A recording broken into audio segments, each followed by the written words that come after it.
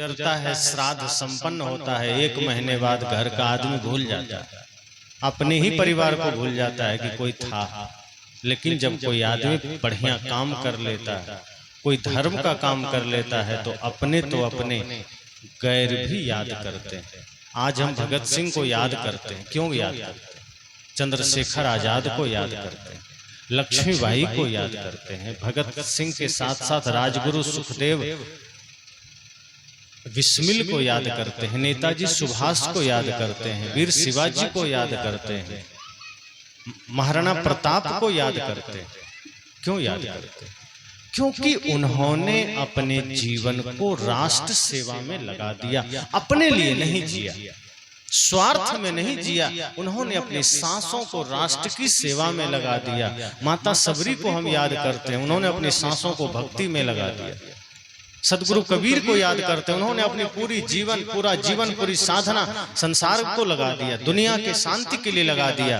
और आज हम सिर्फ अपने लिए जी रहे हैं। इसलिए मैंने कहा ये सत्संग हमारे जीवन के लिए बहुत बड़ा अमृत है। और यह सदगुरु कबीर का ज्ञान है। वे कहते हैं संसार के झूठे पदार्थों में मन को मत अटकाना, संसार के प्राणी पदार्थों में मन को मत फंसाना, वो झूठा है, उससे आपका संबंध झूठा है। आप सोचते हैं ये घर हमारा है, नहीं आपका घर। अरे घर तो छोड़िए, आपका शरीर आपका नहीं है। जिस शरीर में आप रह रहे हैं ये भी आपका साथ छोड़ देगा। जो दुनियादारी आपके पास है वो सब छूट जाएगा, साथ क्या जाएगा? साहब ने कहा है, बने जो कुछ धर्म कर ले यही एक साथ जाएगा। बने जो कुछ धर्म कर ले यही एक साथ जाएगा। साहब ने कहा जो धर्म का काम है कर लो, यही साथ जाएगा। अंत में यही बात साहब ने कहा, झूठे सुख को सुख कहे। ये संसार का जो झूठा सुख है उसी को आप सुख मान रहे हैं, शरीर से जुड़े हुए प्राणी पदार्थ को ही आप सत्य मान रहे हैं। साहब कहते ये सब झूठा है, कब साथ छोड़ दे कोई पता नहीं। ये संसार तो जगत, ये पूरा संसार, ये पूरा जगत काल के गाल में जा रहा है। क्या बच्चा, क्या बूढ़ा, क्या जवान, क्या स्त्री, क्या पुरुष, क्या साधु, क्या चोर।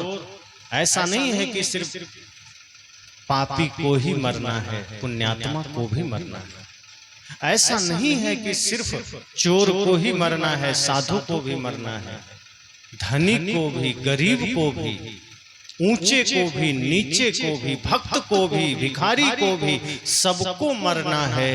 लेकिन फर्क इतना है, साहब कहते हैं एक सिंहासन चढ़े चला, एक बंधे जात जंजीर। फर्क इतना है कि एक सिंहासन पर चढ़कर जाएगा और एक जंजीर में बंध कर जाएगा।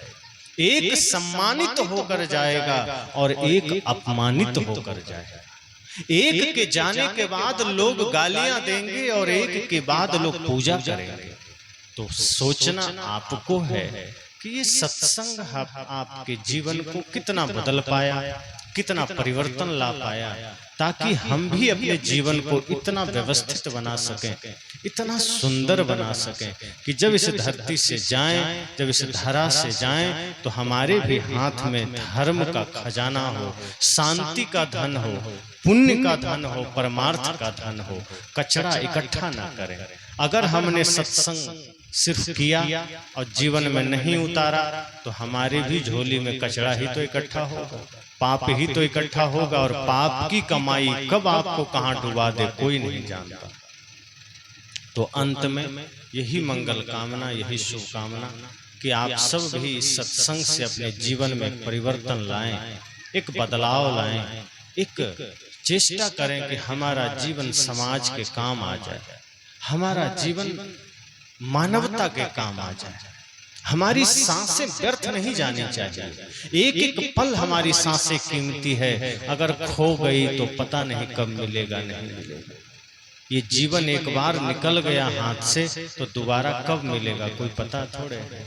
इसलिए आज इस जीवन को व्यर्थ मत गंवाइए, गुरु के शरण में मन को लगाइए, धर्म के मार्ग पर चलिए। कहते हैं कि सत्संग इसलिए है कि आप यहाँ मन को धो सके। ये तो गंगा है, ये सत्संग तो नदी है। यहाँ अपने मन को निर्मल कीजिए, धोइए। अगर यहाँ से चल दिए तो फिर तो संसार में गंदा ही होना है। जैसे नल के सामने आप पैर धोते हैं, अगर गंदगी लगी है पैर धो लीजिए, नहीं धोए तो बाहर तो धूल ही लगना है, कचड़ा ही लगना है। तो संसार में तो कचड़ा ही कचड़ा है। ये ज्ञान गंगा है, यहाँ मन निर्मल कीजिए और ऐसा जीवन को बनाइए कि धरती से जाने के बाद भी आपका कमाई आपको दुख न दे सके, आपको सुख दे सके। वही कमाई करनी है।